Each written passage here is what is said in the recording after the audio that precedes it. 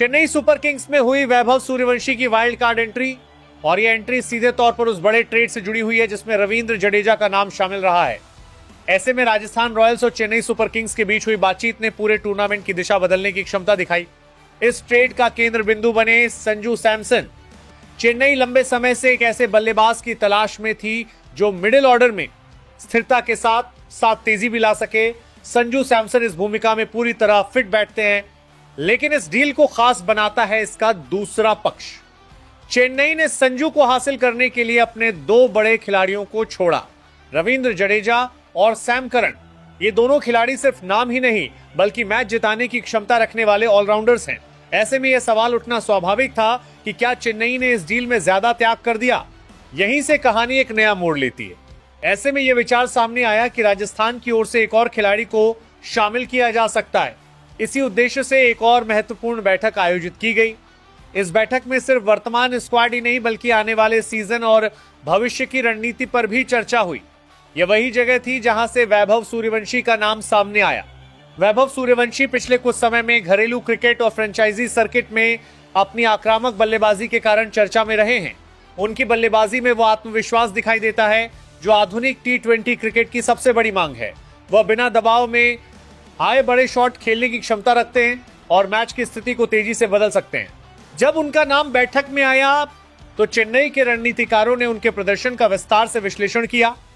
उन्होंने पाया कि वैभव केवल एक आक्रामक बल्लेबाज ही नहीं बल्कि परिस्थितियों के अनुसार अपने खेल को ढालने की क्षमता भी रखते हैं। मिडिल ओवर्स में स्ट्राइक रोटेट करना हो या डेथ ओवर्स में बड़े शॉट लगाना, वो दोनों भूमिकाओं में फिट बैठते हैं। चेन्नई सुपर किंग्स की पहचान हमेशा से एक संतुलित और स्थिर टीम के रूप में रही है। चेन्नई सुपर किंग्स ने अपने इतिहास में कई बार यह दिखाया है कि वह केवल बड़े नामों पर निर्भर नहीं रहती बल्कि युवा प्रतिभाओं को भी अवसर देती है और उन्हें निखारती है। यही वजह है कि वैभव जैसे खिलाड़ी को टीम में शामिल करने का विचार टीम की फिलॉसफी के अनुरूप नजर आता है। इस पूरे विश्लेषण के बाद चेन्नई की ओर से यह प्रस्ताव रखा गया कि वैभव सूर्यवंशी को वाइल्ड कार्ड एंट्री के तौर पर टीम में शामिल किया जा सकता है। यह एक ऐसा विकल्प था जो दोनों टीमों के लिए फायदेमंद साबित हो सकता था। राजस्थान को पहले ही अनुभवी खिलाड़ी मिल चुके थे और चेन्नई को एक युवा और उभरता हुआ बल्लेबाज मिल सकता था। राजस्थान रॉयल्स के नजरिए से देखें तो रविंद्र जडेजा और सैम करन जैसे खिलाड़ियों का टीम में आना एक बड़ा फायदा था। ये दोनों खिलाड़ी टीम को संतुलन, अनुभव और मैच जिताने की क्षमता प्रदान करते हैं। ऐसे में अगर वैभव को चेन्नई भेजा जाता है तो यह एक रणनीतिक समायोजन के रूप में देखा जा सकता है। इस डील का सबसे बड़ा लाभ वैभव सूर्यवंशी को हो सकता है। आईपीएल जैसे बड़े मंच पर खेलना हर युवा खिलाड़ी का सपना होता है और जब वो टीम चेन्नई सुपर किंग्स जैसी हो तो यह मौका और भी खास बन जाता है। यहाँ उन्हें अनुभवी खिलाड़ियों के साथ खेलने और सीखने का मौका मिलेगा जो उनके करियर को नई दिशा दे सकता है। अगर हम चेन्नई के प्लेइंग कॉम्बिनेशन को देखें तो वैभव सूर्यवंशी को मिडिल ऑर्डर में एक फ्लोटिंग बल्लेबाज की भूमिका दी जा सकती है। वह स्थिति के अनुसार ऊपर या नीचे आकर तेजी से रन बना सकते हैं। यह लचीलापन टीम के लिए काफी उपयोगी साबित हो सकता है। क्रिकेट विशेषज्ञों का मानना है कि आधुनिक T20 क्रिकेट में ऐसे खिलाड़ियों की अहमियत बढ़ती जा रही है जो कम गेंदों में अधिक रन बना सके। वैभव सूर्यवंशी इस श्रेणी में पूरी तरह फिट बैठते हैं। अगर उन्हें सही मौके और मार्गदर्शन मिलता है तो वह टीम के लिए एक एक्स फैक्टर बन सकते हैं।